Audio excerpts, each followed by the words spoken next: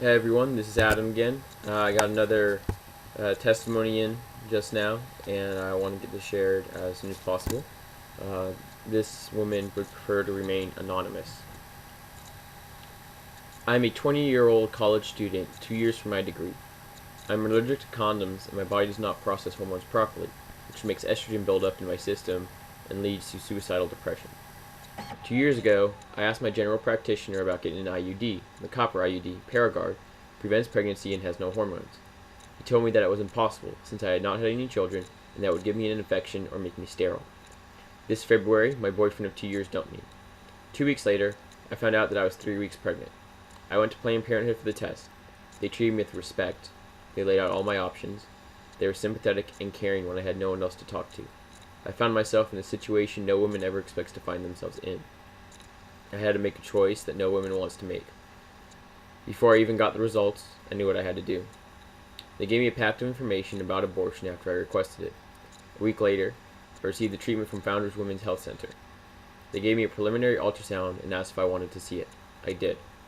At 3 weeks, the thing was hardly visible, less than 3/100ths of a centimeter, which was not what I was expecting after doing research online about the development of a fetus, which I found to be largely untrue.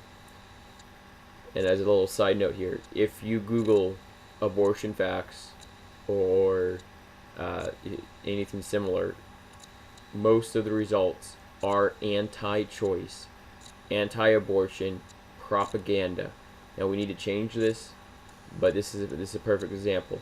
You search anything related to a pregnancy, and the forced birthers have done their best to get their results up to the top.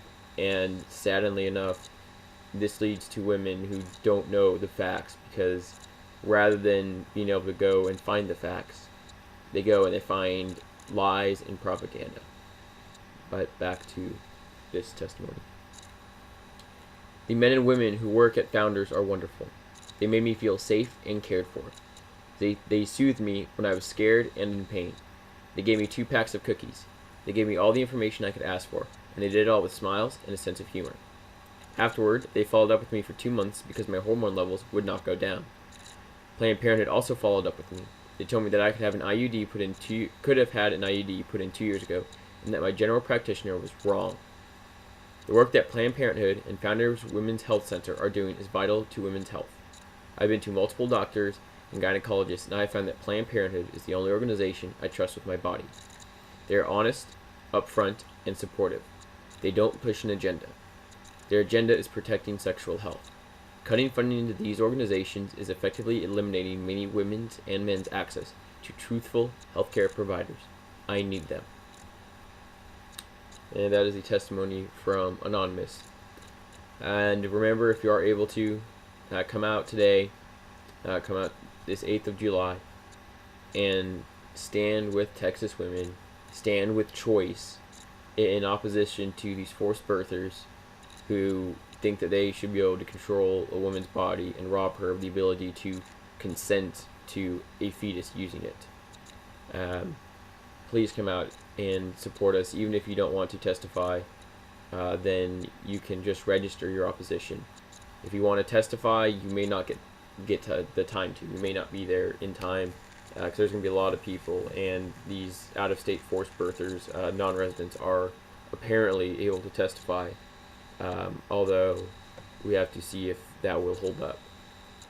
And even if you are unable to, write out your testimony, print 20 copies off, and it will be submitted into the record as your testimony. And you can do that, and everyone can do that and should do that, and flood them with these testimonies.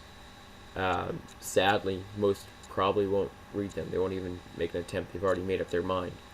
But in the future, people can look back and say, how the hell did these legislators ignore all of these testimonies, all of these heartrending stories about why people need choice?